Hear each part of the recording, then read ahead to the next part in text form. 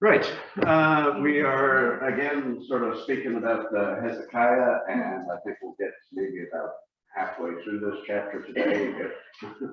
So there's still a lot of Hezekiah to do and contemplate, because he's a great man, does great things, and we'll be looking at a bit in 2 Kings 18 today as well, because that's where the narrative about Hezekiah is found. And if you remember, the difference between Chronicles and Kings is that Chronicles covers sort of the spiritual life and the perspective of the priests in the history of Israel, whereas Kings covers more of the perspective of politics.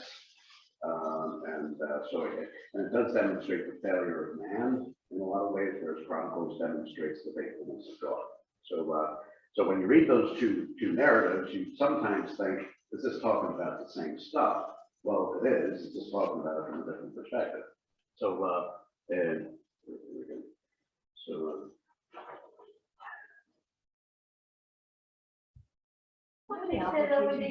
Chronicles demonstrates what?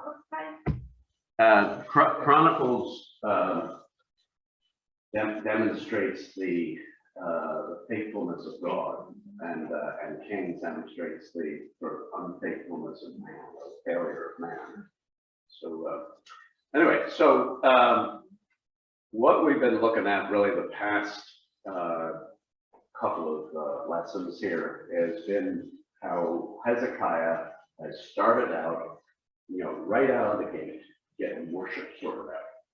The first day of the first month, the first year of his reign, it was, get the temple cleaned up, get worship back in order, and because of wanting to do the Passover correctly, they took that law from the law of Moses, which said, look, if people are traveling from a far distance, they can celebrate the Passover in the second month as opposed to the first month.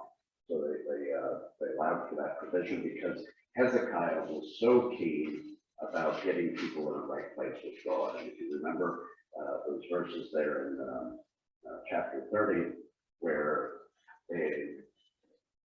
Hezekiah was writing letters, inviting people to come down, but they weren't cleansing themselves. Remember, they weren't sanctified. They weren't quite doing it right. But Hezekiah prayed for them, God listened to them, and they were healed. And just a wonderful selection of verses there in terms of Hezekiah's compassion on people and wanting them to be in the right place with God. So chapter 31 is what happens after worship. Okay, so we've had the Passover take place, and because everybody is full of joy, and you remember that last paragraph that we looked at last week, rejoice, rejoice, there was joy, all those sorts of things that happened. They celebrated the Passover for another 7 days after that, so there's 14 days of celebration. We struggle with kind of one Sunday morning, and yet these people were like, let's do this for a long period of time, and they did this all day, every day, so, and just rejoiced in the Lord. They played their music, we fellowship together, and remember what God did for us, in the Passover. So, I remember when I was traveling, in the States, when I was doing deputation for the mission I was with down south. It was great. Let's see, I covered about 3,000 or 4,000 miles on the car, and I spoke at 11 meetings in 14 days, and sort of finished that with a week-long conference with the brethren in the mountains of Pennsylvania, and that, so it was just kind of full on. But I was meeting people over a 3,000-4,000 miles journey that I'd never met before, but yet we knew each other from years gone by, just because of what Christian fellowship does. And I met a guy the other day there through my work. He works for a different sort of agency, and he's from a former communist country. And when communism went down, he heard the gospel because missionaries then went into that country, shared the gospel. He got saved and became a pastor. And now he's living in Northern Ireland and working and doing things. And I remember meeting them, and I said, "There's something about this guy that's deep and real and all that kind of stuff." And I started talking to him. He says, "Oh, I go to such and such church, and I knew of that church, and things just sort of fell together." It was like, and then I saw him at the CEF conference, and I said, "How you doing? All this, And so it was, there's no people like those people,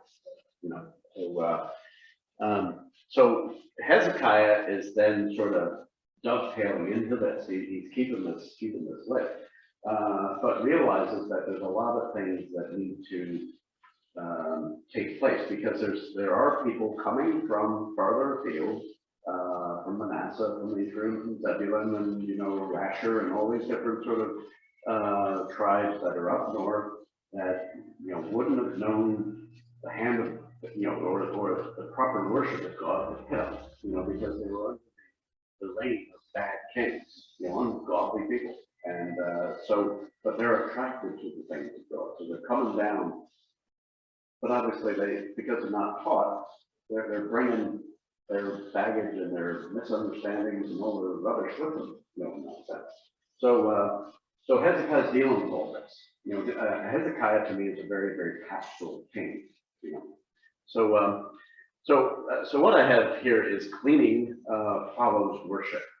Okay, so what we'll do is we'll read the first verse of 2 Chronicles 31, and then we'll read from 2 Kings 18. But this is this verse. It says, "Now when all this was finished." So that's a good transitional statement there, because obviously that's in reference to the Passover and all that stuff that's taking place. So now that that's done, it's time to do other things. So I think focusing in just on those transitional comments is important, because it lines things up. God does things in order. It's not, God doesn't just throw stuff out there and it's like paint hitting the pan or something. It's first things are first, middle things are in the middle, and last things are last. So now Jesus, when he was talking about the last shall be first and the first shall be last, the reason he was doing that was because man gets the order wrong, and so God comes and then reorders things properly. So worship really was the first thing on the agenda.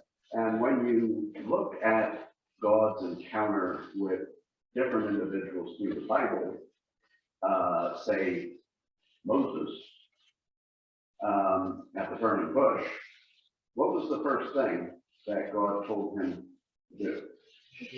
Took his shoes off, for the place where he stood was holy.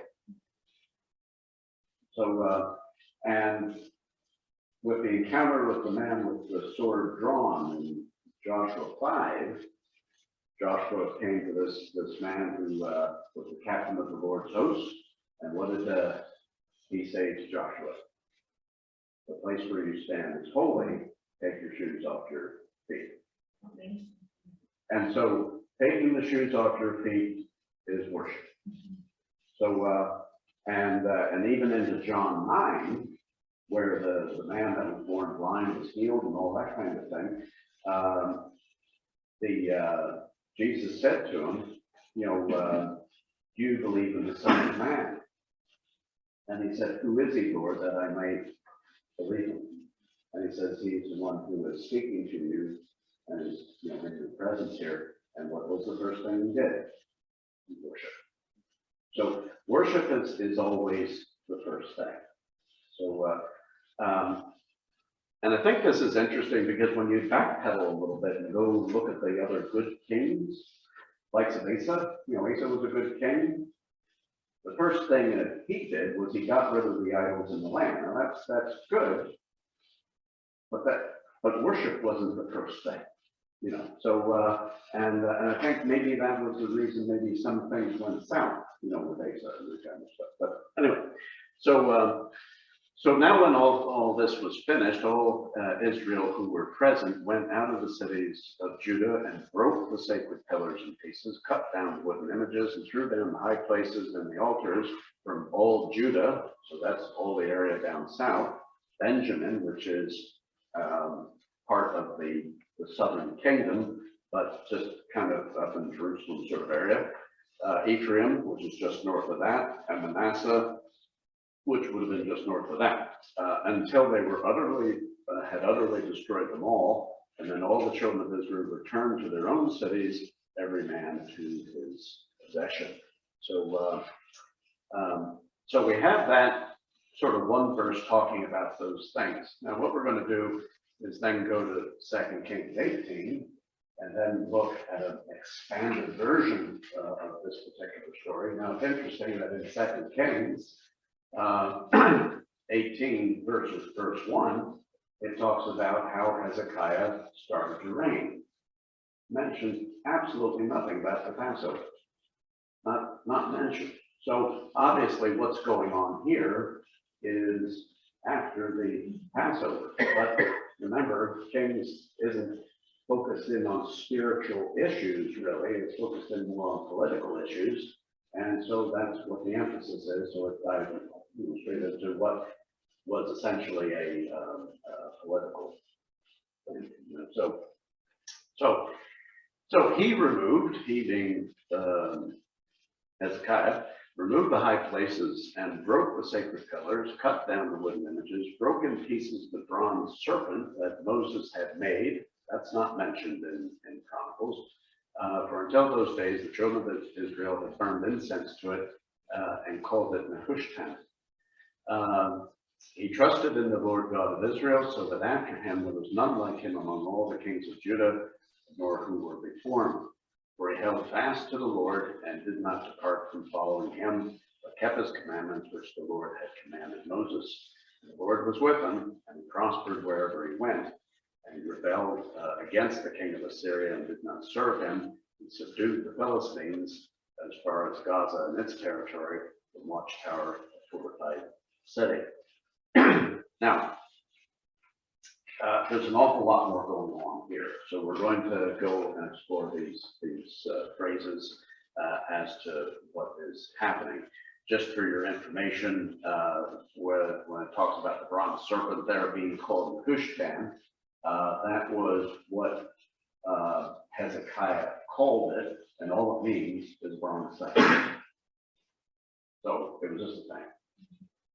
Whereas the children of Israel were actually using it as an object of superstition and an object of worship. So that's right there. So we'll sort of look at that in a moment. Okay. So Hezekiah shows that trusting God is the right and good thing to do, because it says about the initialization of his reign that he did what was good, did what was right in the sight of the Lord. So this is what he did. So he and the people removed the idols. Where it says that the king did this. Now he didn't do this obviously as an individual. This was an exercise of him commanding the people and saying, look, we need to get rid of the idols. So the people obviously joined him in doing this. This was not a singular crusade or something like that, where he personally went out and did all this. Doesn't take forever. So he and the people removed the idols. So here, the first thing that he did is that he removed and threw down the high places. Now, we've talked about this kind of thing before, because this is mentioned like in the reign of Asa, and it's also mentioned in the reign of Jehoshaphat, and these other good kings that did these sorts of things. But just for reiteration, a high place was a hill. It was a place where you could stand on top of it, and it was higher than the ground around it. Okay, so kind of high place.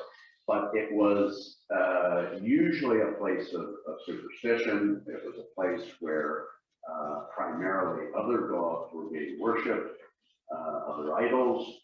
But people who were not terribly concerned about how to worship the true God, well, they worshipped God there too. So it was kind of a catch-all place.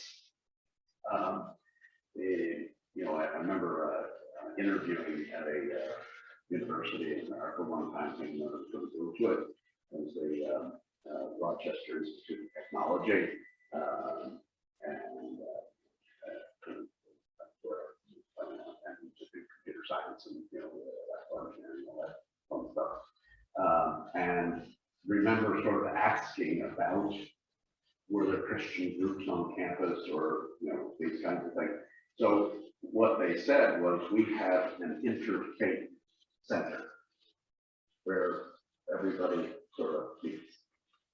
So now Christians met there, those met there, Jews met there, met there, everybody sort of gathered in the same building. Not at the same time necessarily, but that was their kind of catch-all place. We all used the same coffee bar. They all used the same this and the same that and the same other thing. And to me that was a high place. That was just a kind of a mixture of things. And so a high place to me is where you mix God and mix the world together. So the most famous high place in Ireland is Navan Fort down in Armagh. Okay? And some Christians that live locally in Armagh have a big problem with even going there at all, because they just feel like it's an evil sort of place. I've been to Navan Fort many times and marched around it and that kind of thing. And yeah, there was a sacrifice of people there over countries gone by. There was the worship of God there. Just because Armagh is the ecclesiastical capital of Ireland, so the Church of Ireland and the Catholic Church have their main headquarters there for the whole of Ireland. You could have sacrificed the people, wouldn't you? Queen Maeve would have been one of the real protagonists for the sacrifice of young men in particular.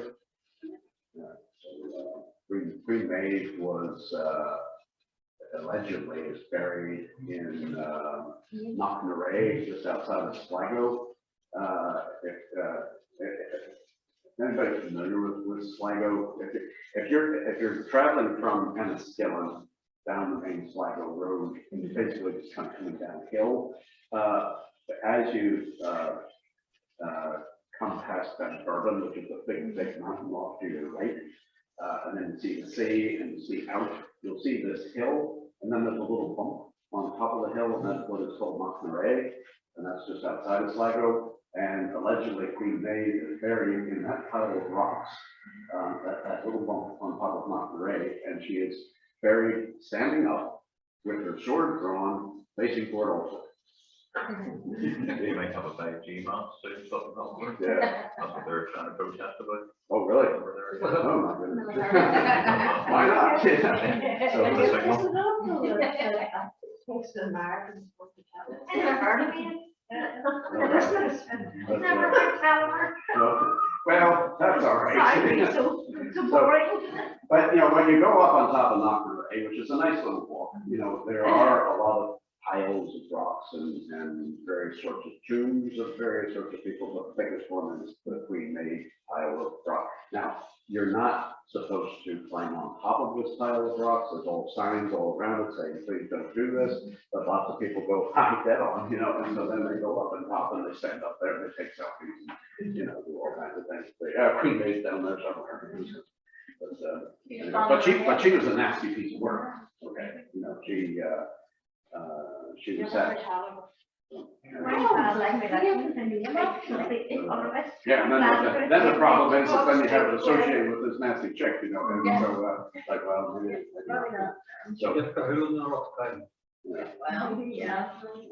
Really look at Yes. So anyway, lot of kind of sordid history, and I remember too in the cathedral in Armagh, the Church of Ireland one, they used to have in there a pagan idol on display. you know, because the cathedral would also have, you know, cases for historical objects and all this kind of stuff. I remember walking into St. Pat's Cathedral there, and, you know, walking along, you pay your couple of quid and we walk, you know, and all this, and then you see this really grotesque thing, you know, and it's, I know, Who is that supposed to be? it's a pagan idol, that the people of Ireland, pre-Christians, would worship. Yeah, isn't there a head somewhere? A head? You get them Plonk out it, on the, plonk it, drop it, drop it up. you get them out on the island. However, Oh, yeah, it's not right. I mean, yeah, you know, out in, where's your gemstone?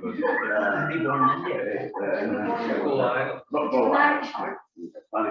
Yeah, Ireland is full of pagan worship of all sorts. I'm going to put my hand up here. I was doing the Hezekiah and they played the violin. Was that stupid?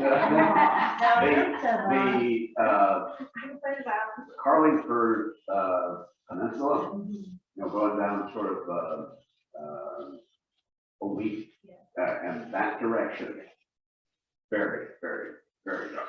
Really? They played a leprechaun, you know, and then they got one. Yeah, it is very dark. For what reason would it?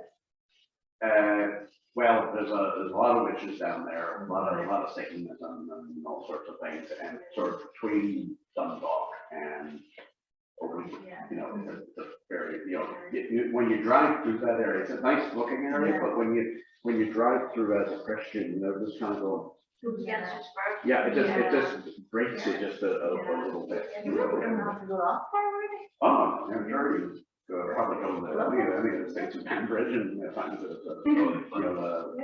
spiritual oppression. But anyway, so getting back to. Do you mind if I hit that boost spot? I'm fine there. Right, okay. Can I go hit the boost spot? Go and hit the boost spot. Quick, drop. I don't even know what the boost spot is.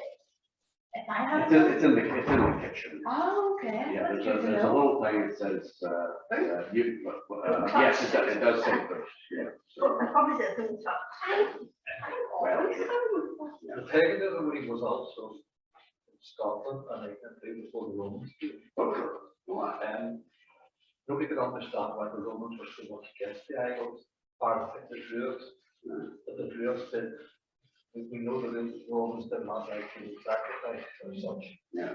That was one of the things they were probably death against. I always find the chieftains very scary with they were big straw things, you know, that are simple. Oh, Yeah. No, I don't know. How many different whenever we have these kids at work? No, we're not like that. no, you know, so, you know, we have, you know, I think when you look at these things, you could look at the past and say, oh, they were terrible people, they did this, that, and the other thing, but really, nothing's changed, really. The modes of idols have altered, maybe, a bit. You know, we have the gods of money, we have the gods of prestige, we have the gods of pride, and we have when we have the remnants of the old gods, they're just put on different masks. Abortion as well.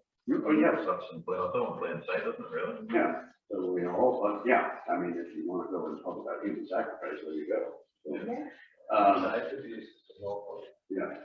You know, I think we get difficult. Yeah, I mean, you know, what we really have very little knowledge of what happens behind closed doors. Yeah, well, both of us, you're right. So, You see us, we're in a bubble compared to what we know. Yes, we are the bubble. We know nothing of what we know. Yeah. Do you know what I mean? It's like a heavy fact. No, but I mean, what he deals with, what he deals with, we have no clue. Oh, absolutely, I agree. yeah, and I know people that have come from occultic backgrounds and told me about the witches' covens and the Great Adams, of which there were thousands of witches. You know, so. You know that the forest of when you're going to Kilkee, it's up in Spellgap, there's a forest there. Well, there's supposed to be satanic things going there. And I was coming home late one night from a prayer meeting in away up around there. And you see, whenever I was coming through, whenever I put my foot down on the accelerator, my Jeep wouldn't go. It wouldn't take the power. And you see, whenever I got past that, everything was all right again. And then I had said to the girl with me, she says, you know, she says that there's satanic witches in that, the whole thing's in there. I never knew that. Yeah. There's a big fairy ring between Scarpa and Bridge that you can see out in the distance. It looks like a big pile of trees. Is that this the art board? Yeah. Yeah. And so a lot of weird dark stuff happens there. So if you go out the Blue Road, the down Scarborough Road, out the Blue Road towards Lawrencetown, you have to take a few roads to get up to it. Well, I can see it. Yeah. I can see it from my house. So, like you said, you know, and Europeans would know about this. If you had Perry or Perry right in your field, you know, you would have let it sit there. You know, you wouldn't have plowed it down or any of those kinds of things because of superstition. You know, a lot of farmers, you know, they left the ferry ring there, and if you're toddling around in your tractor, you have to make sure that you're not into the ferry. Yeah. Well, the motorway, Dublin up, from the pulse slightly, that's a very right. Probably. So now ferry rings, all they were was what was referred to in Irish as a raft, which was an urban sport, but it was basically just a place where you put your sheep. You know, so it was a cattle enclosure. But you know, all the superstition and those folk around these things, you know, better not touch that. You know, It's kind of says all that stuff. Yeah. Anyway, so getting back to Hezekiah here, what he did is he would move these things and he threw these places down because God was worshipped in Jerusalem, not in the high place. There can't be a mixture of pagan things and God's things. So now the other thing they did was they broke the sacred pillars. Now a sacred pillar was usually a stone obelisk or a stone post of some kind with some sort of pagan inscription on it for some god, whether it been Baal or Shemash or Moloch or one of them sort of gods. And but they were quite well, I wouldn't say cemented, but they weren't cemented. It was cemented in this back then, but if you understand it, they were well placed. You know, they were well stuck into the ground. And so what Hezekiah had to do was he had to break them down. You know, and sometimes the gods of our life, whether it be the money, whether it be the cars, whether it be the prestige or the pride or whatever those things are, that those things have to be broke down. And sometimes you have to take a big thing at it in order to be able to. You can't just say, it's not going anywhere. So sometimes we don't take much effort in getting rid of certain things in our life. And people that I deal with, alcoholics, drug addicts, and those kinds of things, they want a magic wand sort of waved over their life, and it's okay. I understand that. Everybody just wants to have a magic wand and then life's fine. But that's not what happens. You have to, take the bull by the horns, and these things have to be broken. You have to go through a process where the thing gets, So, whether that's, I deal with people, if they're, on the drink, they want to stop drinking, so we have to start from a medical perspective. Telling your person that has a drink problem, just knock them in the head. That's a nice idea, but medically that's very dangerous. Yeah. Okay, so it's the same with any sort of physically addictive substance. You have to say, okay, please go to your doctor, because if you really want to do this, there is a way of detoxing or getting off these things. But then it's dealing with then the layers of the onion and the other sorts of underlying things and all that kind of stuff. But when a person's in the first drink, talking to them for the reasons for why they started, good memories. So it's frustrating. because you're sitting there and sometimes you feel like you're banging your head off the wall and just going, you know, and, but people only get it when God comes in and starts to help them to get it, you know, so. So basically, to get to the root of it, you have to break the outer part down. Yeah. And then when you get to the root, you just have Yeah. to. You know, and I tell you, if Hezekiah had a sledgehammer and he was taking it after these sacred pillars, one whack didn't do it. You know, it was a boom, boom, boom, you know, and it's just a consistent back and back, you know, and the thing finally get up. You know, to say that someone's an alcoholic and the word says that person's an alcoholic for the rest of their life. Yeah. To me, that comes across like we never dealt with the root cause. Because surely if that person had the root cause dealt with them, it might be an alcoholic in the first place. Well, that, yes, that's, I disagree with what your, the statement that says once an alcoholic, always an alcoholic. I think that's rubbish. Because I believe that God can, as the hymn says, break the power of canceled sin. And so it is getting then to the root. And I think, now, that doesn't mean that you can then go back and manage drinking. You know, or social drinking. You know, drinking, in my estimation, for a Christian is a no-go area. I vehemently disagree with people that are Christian people who say, I can have a drink and it's okay. To me, what you're saying is, you know, I'm going to abide with what the world does. They're having a good time. I can have a good time. I don't have to get drunk, but sure, I can sit there and still have a drink. But every time you take a swig of alcohol in your system, you feel kill about 100,000 brain cells in your head. You know, so, And you don't know you're an alcoholic until you take your first drink. well, yeah, and that could be sometime down the road, you know, because what I would ask people sometimes is, when did you realize that it was a problem? Yeah. Because they could have started when they were 16, and then when they were 26, they went, I have a problem. But they're actually drinking alcohol from when they're 16. See, what I can understand is why Christians want to drink anyway, because you can drink lunacy. You know, like they're drinking, they must be drinking for the effect of it. Oh, no, 95% is about the effect. Yeah. And it's not primarily for taste. No. You know, because you remember Lorna Quinn. Yeah, yeah. Okay. Lorna, her first drink, she hated, absolutely hated. Yeah. But in her testimony, she says, I love what it did for myself. Yeah. You know, she loved how it made her feel. Yeah. You know, and she actually went in to get her friend out of the pub, and then someone parked the Black Russian in front of her, and for those who don't know the Black Russian, it's vodka and Coke, okay, mixed together. So, and then she thought it was just a Coke. And she knocked that back, and that's the start of all that. I was at a wedding one time, and my son, he had brought one of those, it was Cooper things, like cider thing. And he gave it to me, and I was drinking it, and this fella who cut silage in our house came up to me and he says, I thought you were good living. Yeah, that's the problem. And I thought, never again. So, yeah, it's like, you know, say, drinking shandy, you know.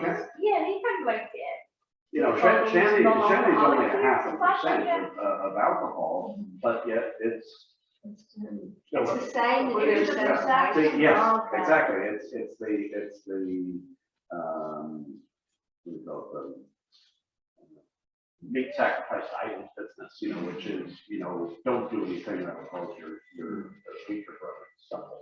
2 Corinthians 5 verse 17, if any man be in Christ, he's a new creature. So therefore the old things have passed away, and you've no cause to have drink or anything like that. Yes, and I understand that, but in the context of what we're talking about here, you have people coming from the north of Israel that are bringing all their baggage and all their things.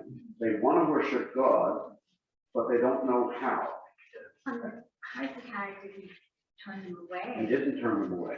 He prayed for them. Yeah. God healed them spiritually. Yeah. And now we're getting into this thing where, okay, now we have to deal with the rush. Like we can't turn somebody away who wants to come into a study who smokes, because that's you know, Sure. we have to. God needs to deal with those people. You show them the good example, you show them love. If they're in, as I would say to people, you know, God encourages us to put off the old man and put on the new. Okay? And the scriptures are very, very clear about that. You know, put to death the members in your flesh, blah, blah, blah, blah, blah, blah, and put off the old man, put on the new man. Now, if a person is migrating and in the process of doing that, great. But if you're sitting in old manville and you don't like, or you like old manville, you like that life, but you say that you're a Christian, you know, there's something wrong there. There's an inconsistency. There's an hypocrisy there. Okay. So, right. Now they cut down the groves. Okay, the groves were associated with the god Asherah, and sometimes you read in the Bible about the Asherine, which is the plural of the Asherah, and this was the Asherah was the kind of the sex partner of the Baal.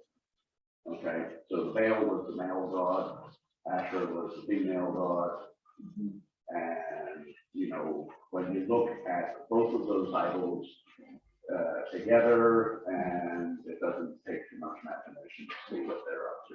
Okay? So that was associated with living trees. You know, they had their own fairy rings.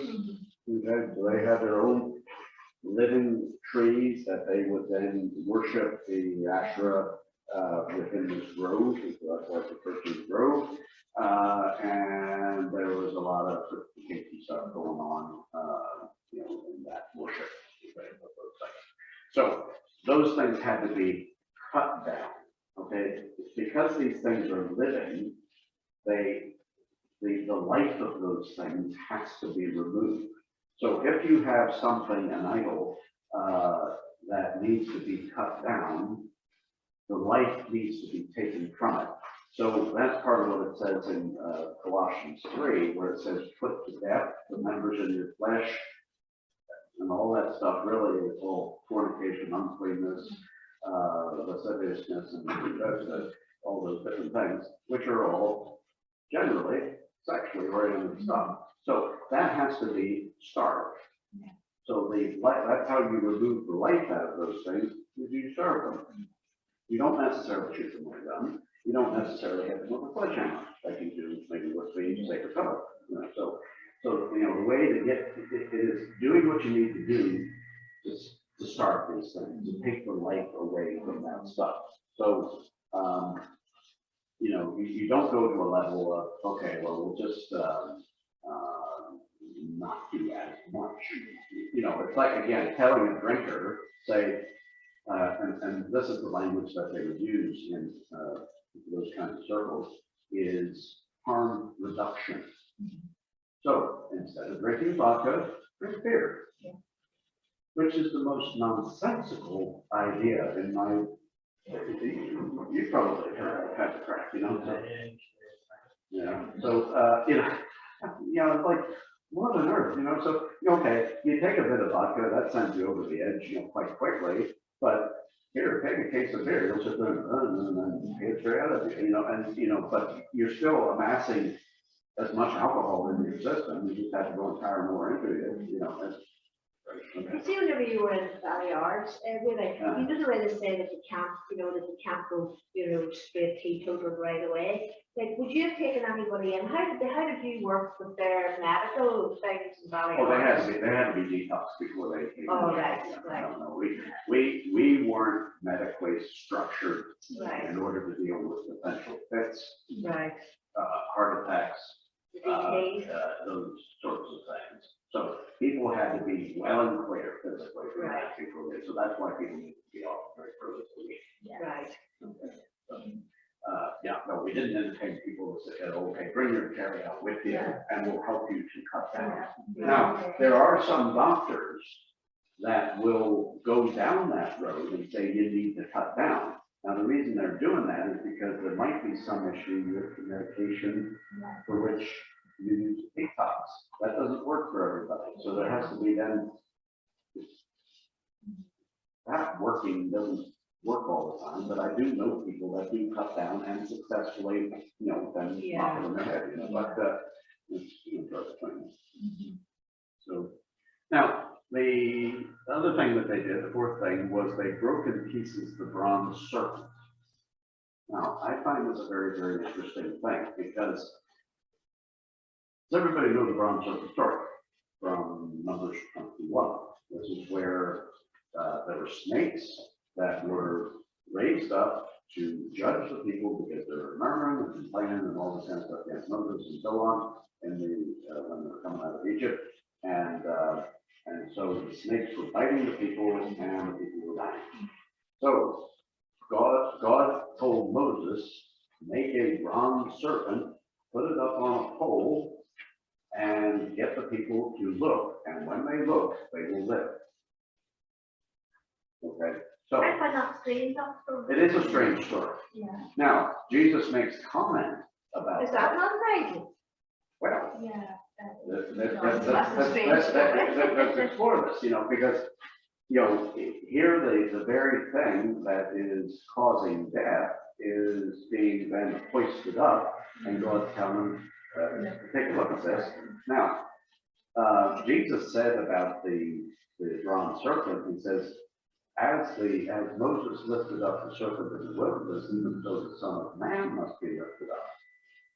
So there was this then association with the bronze serpent where you have this look to that and live. Jesus is being lifted up like the bronze serpent, It's what you exactly that was. generally, yeah, so,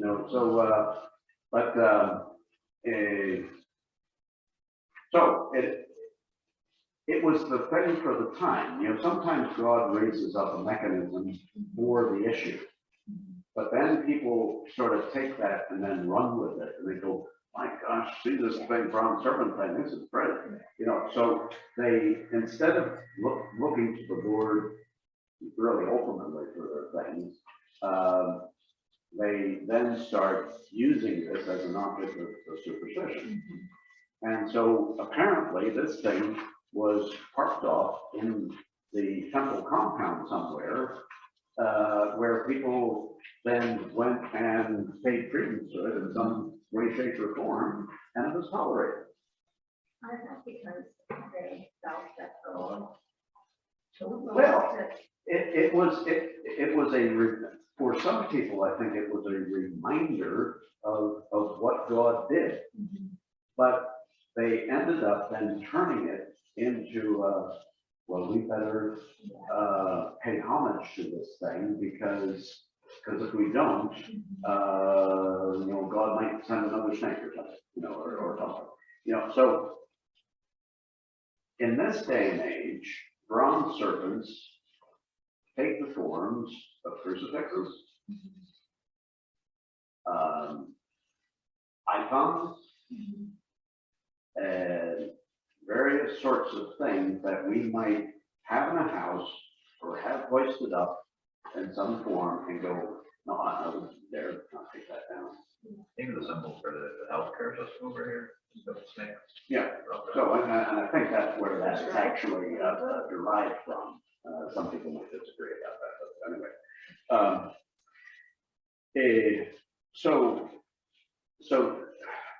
But the thing was, is this was a thing of the past. It was something that God used in the past. But nonetheless, it was a focus on the past. It was just like being obedient. It was like a Passover too. God told him to kill a lamb, put the blood across the coast.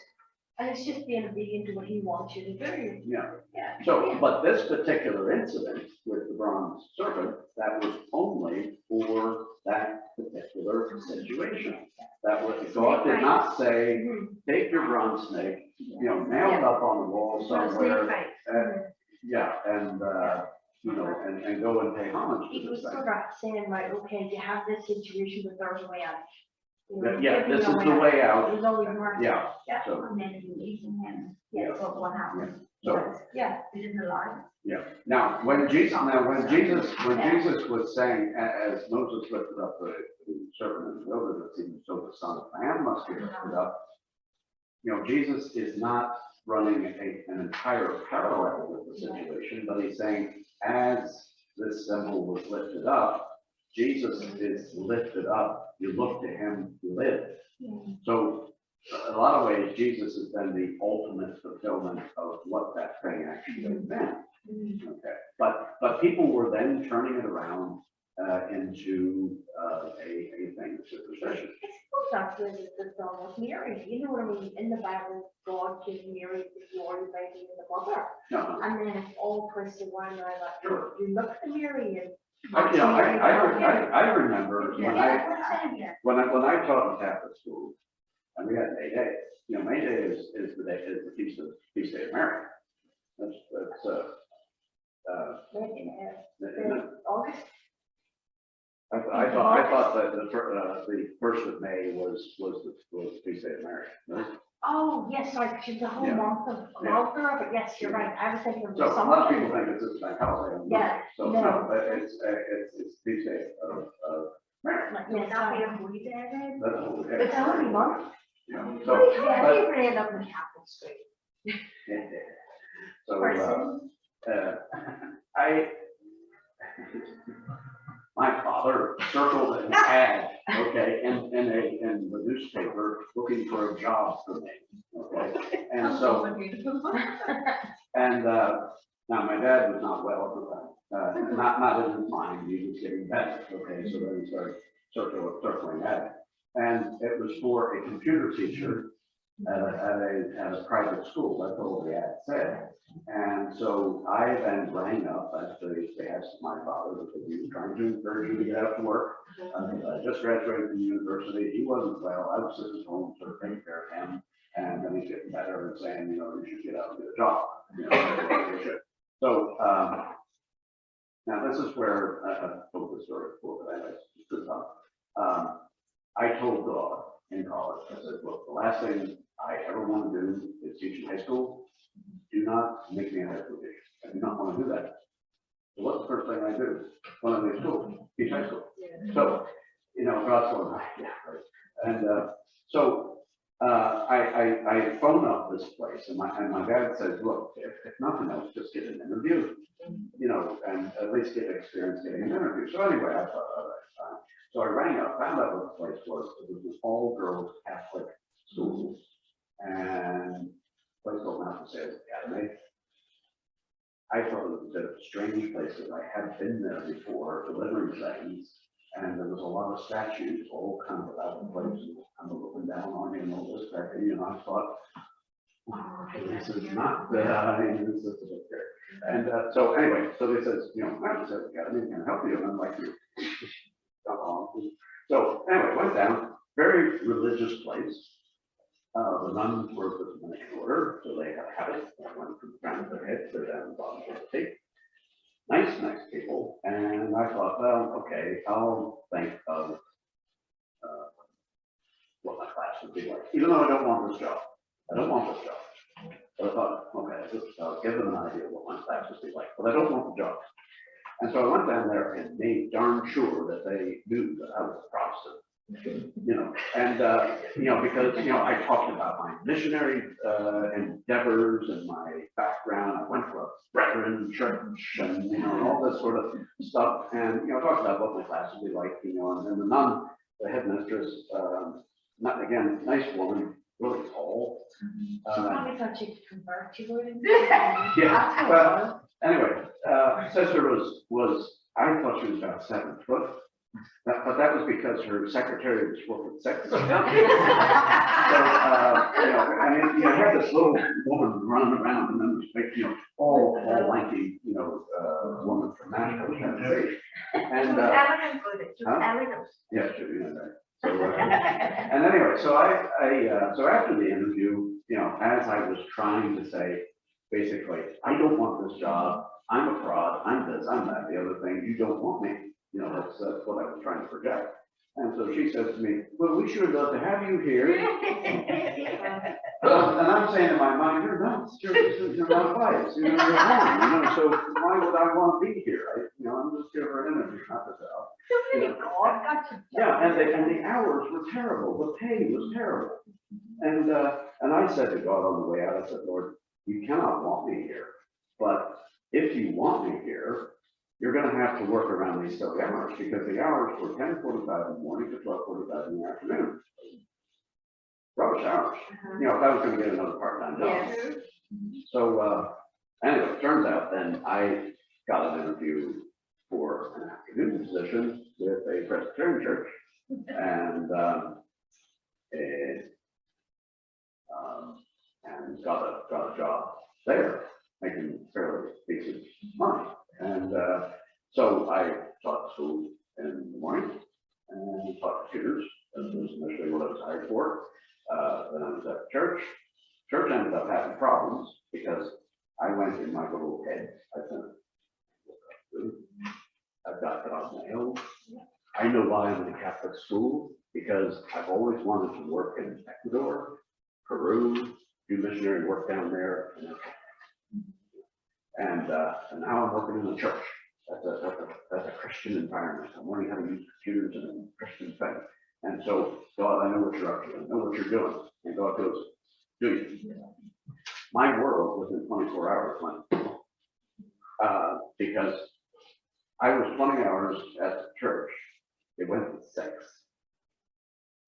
within a day, because there was issues within the church. They couldn't, I was blowing my own totem pole, so they had to cut my hours back. And I was like, I can't afford to do this. The school, however, they said, we'll give you full time. So they gave me full time. So I was teaching math and teaching computers.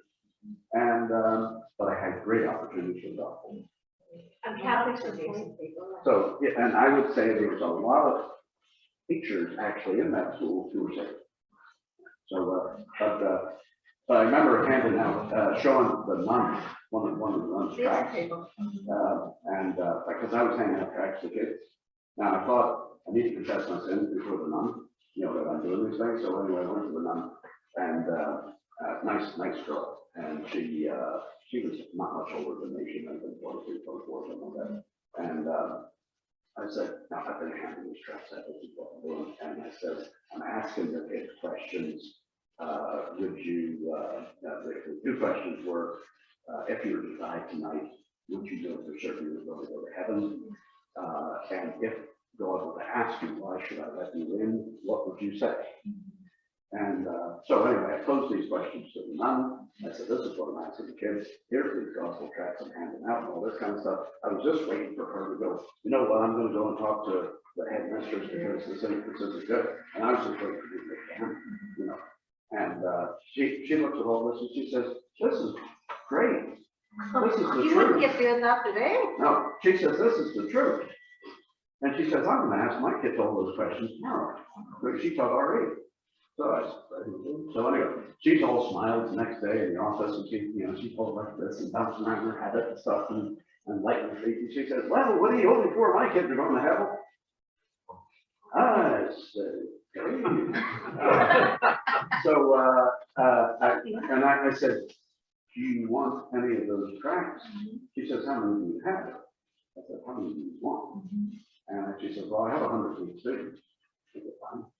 So I got her 100 more tracts, and they were solid gospel tracts, and she handed me all that.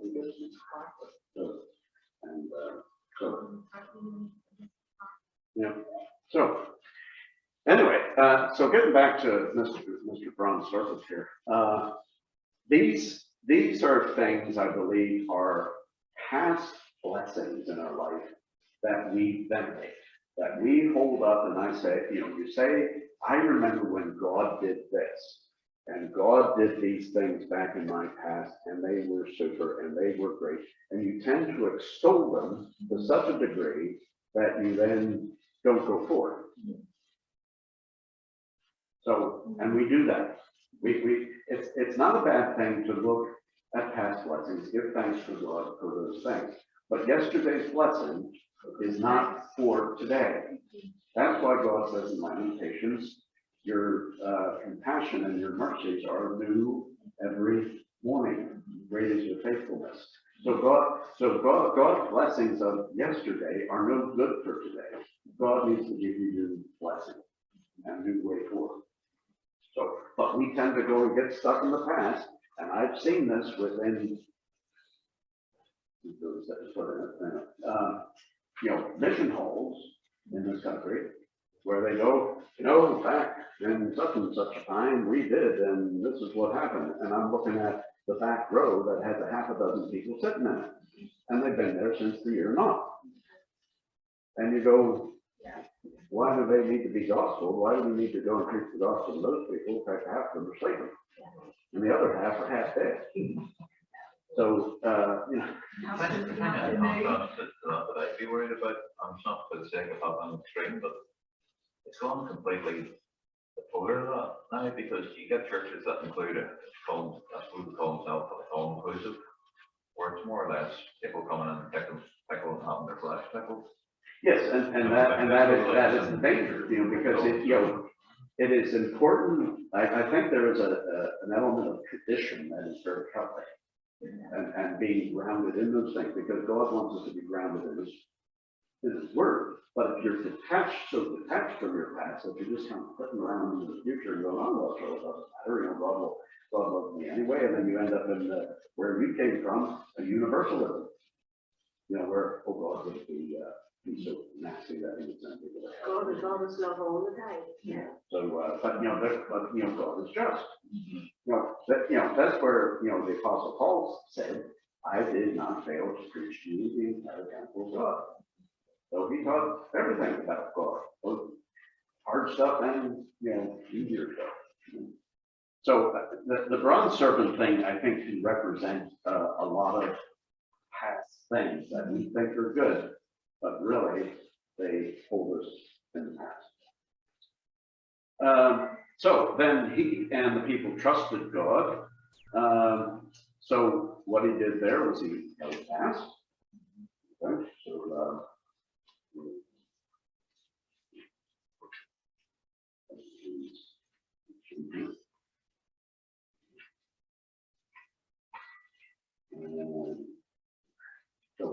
Okay, so it says in verse 5, he trusted in the Lord God of Israel, so that after him,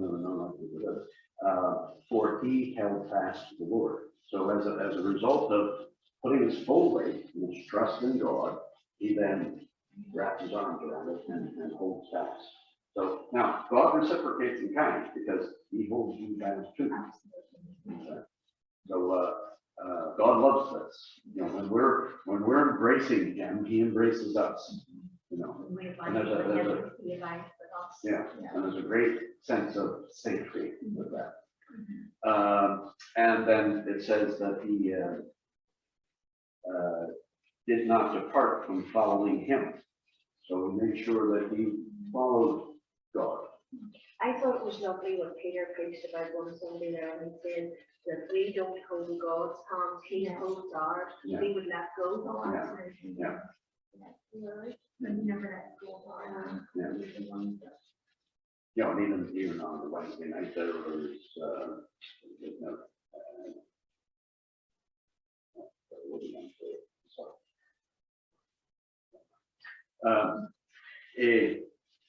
and then the third thing that he did there was he kept the commandments. The commandments provide a boundary for him. They provide a fence in which to live. Because if you could imagine a football game that had no rules, no out of bounds, no rules, you could kick it whichever direction you wanted, and you can go and tackle anybody any way you want. It would just be a complete and utter free for all. So God knows that we need boundaries, we need containment, and said, look, it's fine to operate within that space. It's good for us. Yeah. Like, it teaches people some more boundaries they never learned. Yeah. And like being safe when they go to boundaries. Absolutely. And safe that they will learn that. So they were encouraged to, as a result of this trust in God, they held fast, they followed, they kept the commandments. Now, the next set of stuff that they did was, the Lord was then with him, which resulted in a variety of things. Hezekiah and the people prospered. They rebelled against the enemy. They didn't compromise. They didn't take part in what the enemy was about.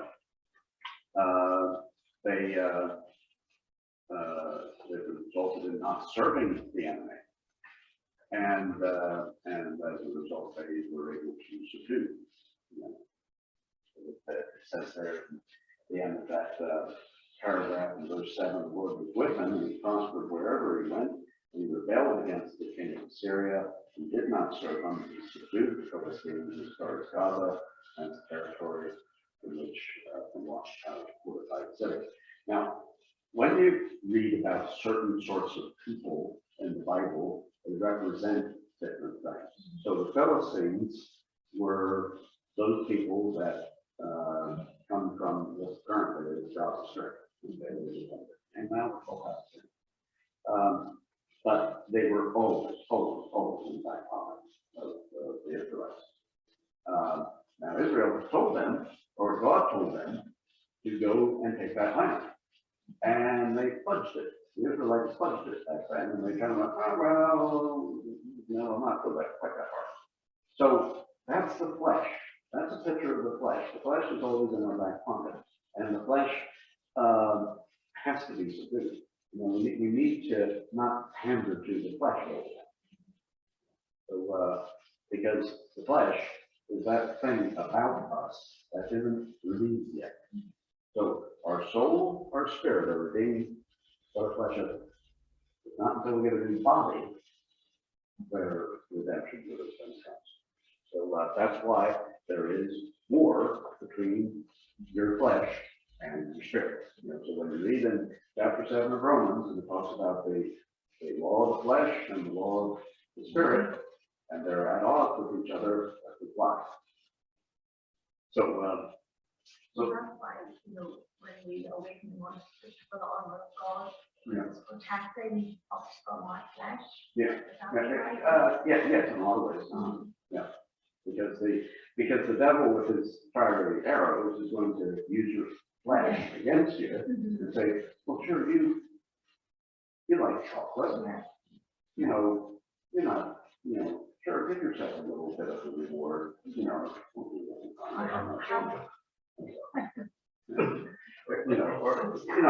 it goes back to other flesh, those sorts of exercises. Now, I don't think we need to be so legalistic about it, where we go, oh, I can't have those things, so I need to live a very, versus like, and so, God wants us to live in liberty. Again, it's back to living within the commandments. There's great liberty and boundaries within the commandments. Great. It's wonderful to be boundary, but God doesn't tell us, look at elegant colored socks and says, no, so, you need to have a black sock. See that multicolored stuff? That's going to cause your brother to sin because he's seeing the colored things and it's reminds him of Las Vegas. That's Right. Give it a proper shot, so. Right. We're essentially done. For tonight's talent. So, Good enough that we're on the play. so that is about the critical for today. We've had because the next discussion, which I've had already planned out, that's going to but it's a session, so I don't want to take a list of stuff here necessarily to that. But suffice to say, I think when we look at that heading up there, Hezekiah shows that trusting God is the right and good thing to do. And this is what we need to do. Yeah. We would not go well. Yeah. So I used to say, you can't go far wrong. Now I've changed that to say you can't go wrong. As long as you follow the word of God and you stay within what God says for you to do, then you can't go wrong. But even if you do go wrong, I mean, you have this marker, you're not taking it for granted. But at least you have it there with, ask for forgiveness, God, and just mercy that, yeah, there's always a way of finding. Yeah.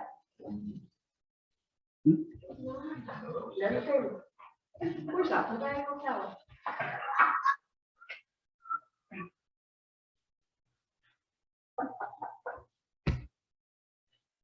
That's how we want to. But then, What were you talking about?